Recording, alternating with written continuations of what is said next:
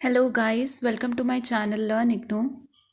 In this video, I'll be sharing with you some strategies that will help you in scoring high and revising smartly in exams. So my first strategy is revise block 1. Guys मैंने भी अपने semester exams में analysis किया है जिसके हिसाब से मुझे ये पता चला कि ब्लॉक 1 से अगर आप अच्छे से कवर कर लेते हो ना तो बहुत हाई चांसेस है कि आपका 3 क्वेश्चंस तो कहीं नहीं रह रहा है, क्योंकि 3 क्वेश्चंस मैक्सिमम आता है ब्लॉक 1 से। ठीक है, तो पहला हमारा ये स्ट्रैटेजी होना चाहिए कि हम ब्लॉक 1 को बहुत अच्छे से कवर करें। उससे क्या है कि हम सेफर साइड में रहेंगे। ठीक है, और ब्लॉक 1 क्योंकि इंट्रोडक्टरी पार्ट होता है, तो अगर आप इंट्रोडक्शन को अच्छे से कर लेते हो तो आपके बाद वाले आंसर्स में भी जो बेसिक चीज़ें होती हैं ना, वो आपको जब पता होती है तो आप आंसर्स को इलैबोरेटेड वे में लिखने में आपको बहुत हेल्प मिलता है। ठीक है, तो हमारा पहला strategy is revising block 1 first. Then our next strategy will be solving past 5 years question paper. इसका ये बेनिफिट होता है कि like if you solve past year question papers ना, तो फिर आपको पैटर्न का पता चलता है, फर्स्ट पॉइंट। दूसरा, आपको क्वेश्चन पता चलता है कि वेदर इट्स डायरेक्ट और इनडायरेक्ट। देन टॉपिक्स कुछ कुछ होते हैं जो बहुत फ्रीक्वेंटली एग्जाम्स में आते हैं, तो वो टॉपिक्स को आप अच्छे से अगर कवर कर लेते हो तो उससे बहुत हाई चांसेस होते हैं कि आपका मार्क्स बेटर हो। एंड पास्ट ईयर पेपर्स अगर आप सॉल्व करते हो तो आपको टाइम मैनेजमेंट का भी पता चलता है कि लाइक एक क्वेश्चन में कितना टाइम डिवोट करना है। और हमेशा लास्ट के 15 मिनट्स जो होते हैं वो रिविजन के लिए हमें रखने चाहिए।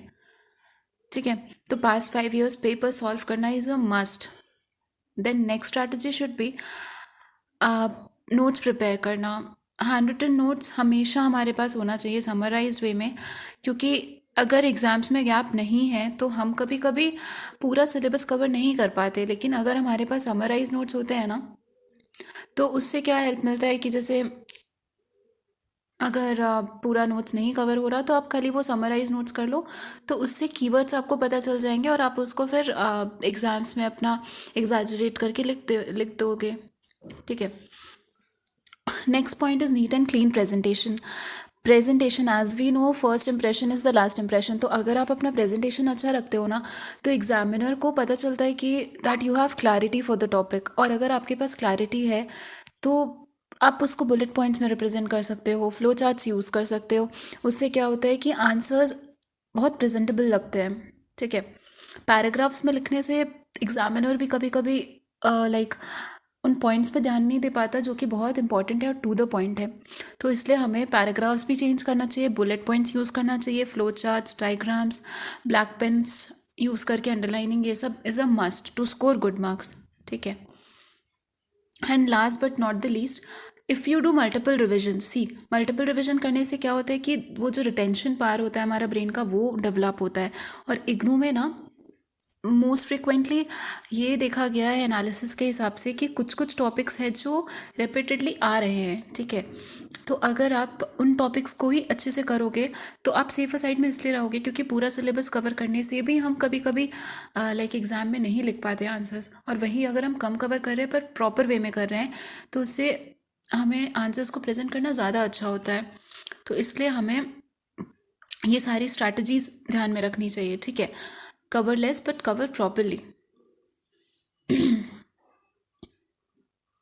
सो गाइज, इस चैनल में आपको समराइज नोट्स भी मिलेंगे टाइम टू टाइम, आपको एग्ज़ाम से रिलेटेड बहुत सारे टिप्स एंड एडवाइसेस मिलेंगे, क्योंकि मैं एग्ज़ाम्स दे रही हूँ और मैंने स्कोर करा हुआ है। ये सारे टिप्स फॉलो कर कर मुझे ग्रेड्स मिले हुए हैं, तो अगर आप भी इन सारे टिप्स को फॉलो करते हो तो आपको भी बहुत हाई स्कोर मिलने के चांसेस है। तो kindly subscribe my channel, like my channel and share my channel.